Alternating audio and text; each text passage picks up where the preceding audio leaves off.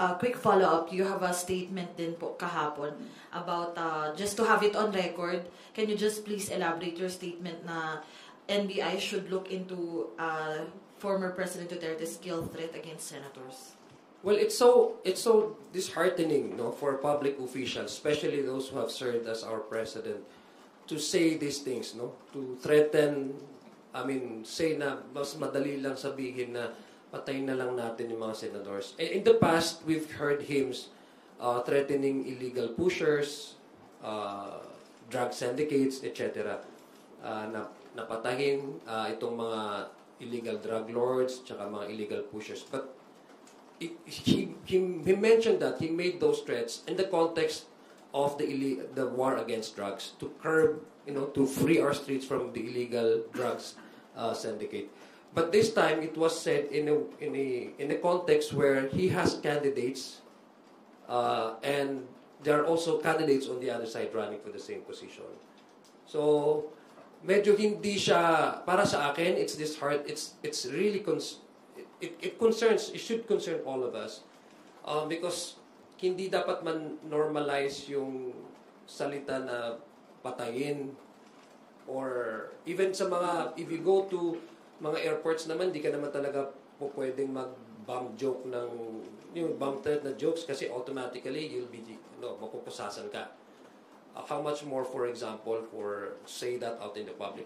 But it's the issue really, my point that I'm trying to drive at is, if you're an individual who enjoys or wields a certain influence, you have to be more circumspect about what you say, because people, your followers, may think na seryoso ka.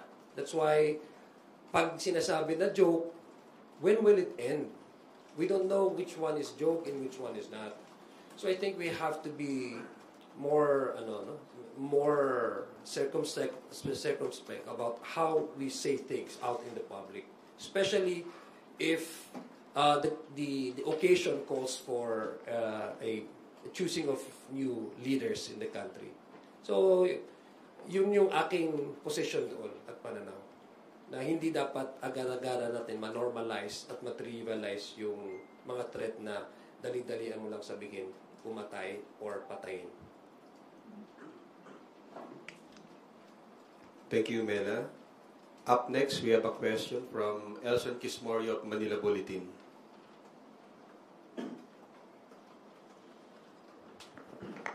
Hello, Kongs. Good morning po. Reaction lang po, according to the latest results of the Tangere survey, 73% of Filipinos daw would prefer na humarap si Vice President Duterte sa impeachment trial. So that's like 3 out of 4 Pinoys. Your thoughts, sir?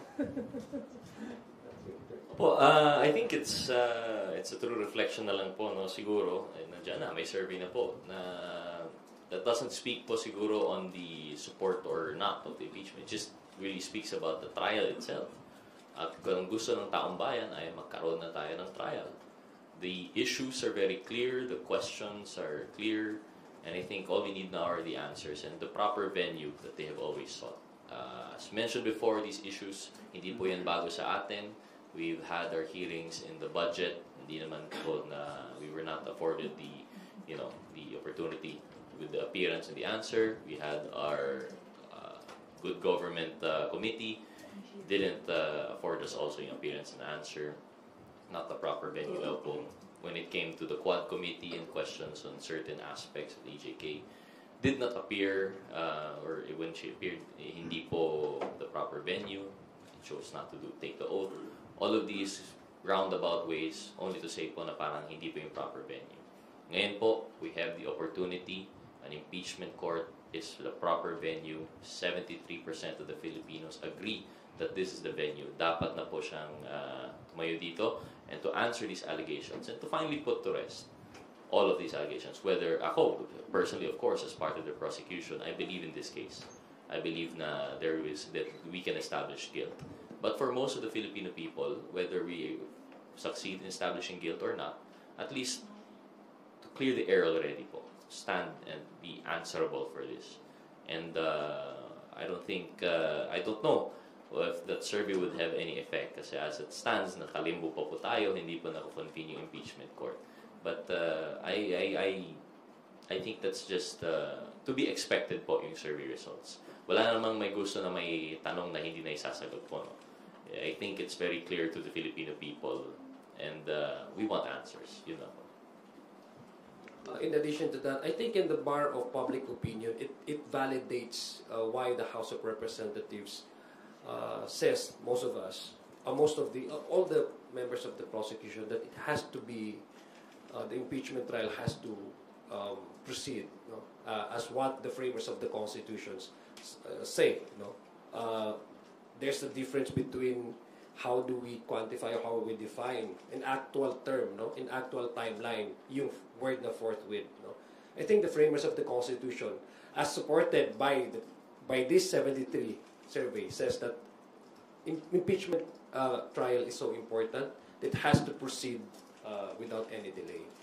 So nagsasabi lang yan, it only validates what the Constitution says na forthwith without any delay. Again, but again, we still maintain our position that the House of Representatives, with our prosecutors, will work according to the timeline that would be set by the Senate once they convert the institution itself into a impeachment court. Thank you, Elson. Is Rosalie Cas from UNTV here? Lumabas. Okay, we will just entertain first the questions from Earl Tobias of IBC 13. Good morning, Kong Zia, Kong Rog. Hi po. Kong, sundan ko lang po yung tanong ni Ate Mela. Kasi this morning, sa mga prominent na international broadsheet, headline po yung threat ni former President Duterte. Hihingi lang ako ng reaction, sir, na kasi sabi ni Kong Joel nung nakaraan on VP Sara's side, dun sa threat naman versus our Pangulo.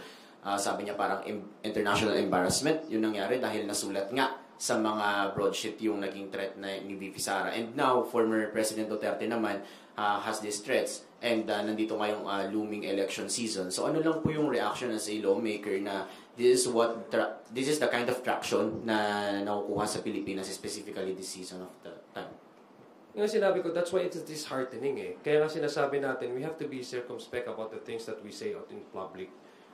Kasi in the first place, kung naka-attract siya ng negative attention, it's because of the statement in itself is negative. Diba? Ano bang purpose mo doon? Ba't mo sinabi yun? To not only threaten candidates. Of course, we're in a generation that the information is so fast that it travels faster than the speed of light. So naturally, that would really land on print and on news, online news. So kaya nga sinasabi natin, sa mundong ito, hindi lang tayo ang nag-uusap-usap because of the information sharing and the globalization. One news from one certain part of the world will travel fast to another country. So I guess it's a matter of holding ourselves not only accountable to the things that we say, but we have to choose our words correctly, no?